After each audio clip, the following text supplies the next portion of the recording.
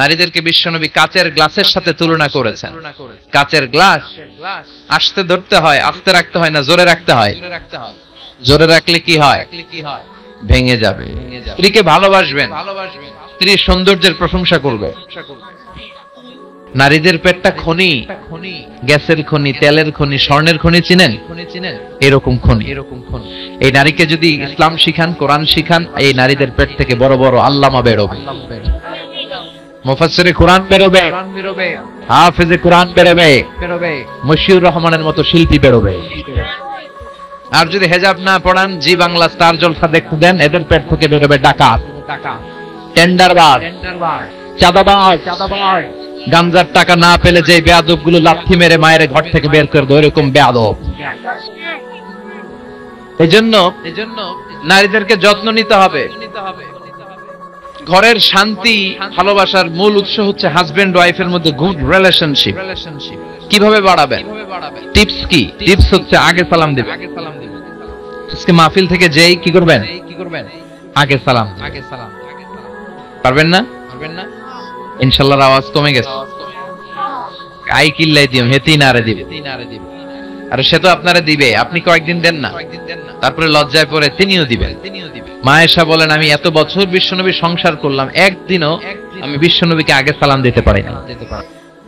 আমি প্ল্যান করে বসে থাকতাম আজকে আগে সালাম দিব, বিশ্বনবী দরজায় ঢোকার অনেক বাইরে থাকতেই পড়তেন, আসসালামু আলাইকুম ইয়া আহলাল বাইত।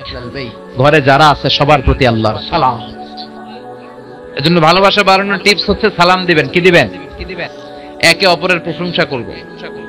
আপনার স্ত্রী আপনার জন্য সাজুগুজু করে, লিপস্টিক দেয়, কিন্তু একদিন আপনি তারই বলেন না তুমি সুন্দরী।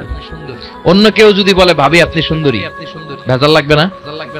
বউ আপনার, আপনি বললেন না তুমি সুন্দরী, পাশের ঘরের এক ভাই বলল ভাবি আপনার তো হেভি লাগতেছে, অসাধারণ, আপনি ঝামেলা আছে না নাই? আপনি বললেন না সুন্দরী, আপনার ছোট ভাই বলে ভাবি তুমি সুন্দরী, ভেজাল আছে না নাই?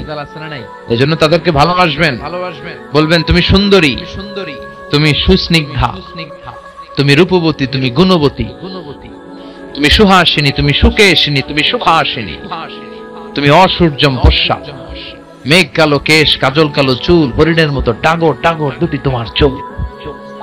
বলবেন না? বলবেন না?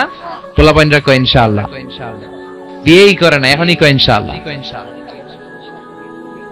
তো স্ত্রীর প্রশংসা করবেন। আর আমার মাইকের আওয়াজ যেই বোনদের মায়েদের কানে যায়, আপনারাও নাশুকরি করবেন না, আপনার হাজবেন্ডের ক্যাপাসিটি অনুযায়ী সন্তুষ্ট থাকবেন, ঠিক কিনা?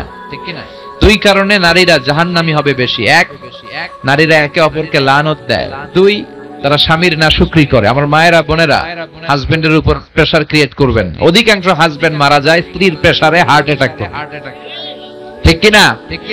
ওই সব ভুক্তভোগী কয় ঠিক। আল্লাহ ফ্যামিলি গুলারা জান্নাতের টুকরা বানায় দাও। স্ত্রীর প্রশংসা করতে রাজি আছেন তো? এক লোক ওয়াজে শুনেছে স্ত্রীর প্রশংসা করা দরকার, আগে সালাম দেওয়া দরকার। মাহফিল শেষে বাড়িতে যে রাত বাজে 12টা, স্ত্রী দরজা খুলে দিছে, আগে আগে সালাম দিচ্ছে, আসসালামু আলাইকুম। স্ত্রী কয় ঘটনা কি? 20 বছর সংসার করলাম, একদিনও সালাম দেন, আজকে হইল কি? যাই হোক, ওয়ালাইকুম আসসালাম বলে স্বামীকে ঘরে ঢুকাইছে। তো ডাইনিং টেবিলে খেতে বসেছে, স্ত্রী খাবার বেড়ে দেয়, স্বামী খায় আর মিটি মিটি হাসে। স্ত্রী তো রেগে গেছে, রাত বাজে 12টা, মিটি মিটি হাসো কেন? মিটি মিটি হাসেন না আবার একা একা, ওনারা নিয়েই হাসবে। হাসো কেন? বলে হাসি কারণ আজকে তোমার রান্নাটা এত মজা হয়েছে না, আমার জীবনে এত মজার রান্না আমি খাই নাই। রান্না মজা হয়েছে শুনে স্ত্রী তো তেল বেগুনে জ্বলে উঠছে। কি রান্না মজা হয়েছে মানে বিগত 20 বছর ধরে তোমার রান্না করে খাওয়াই, একদিনও কইলে না মজা হয়েছে।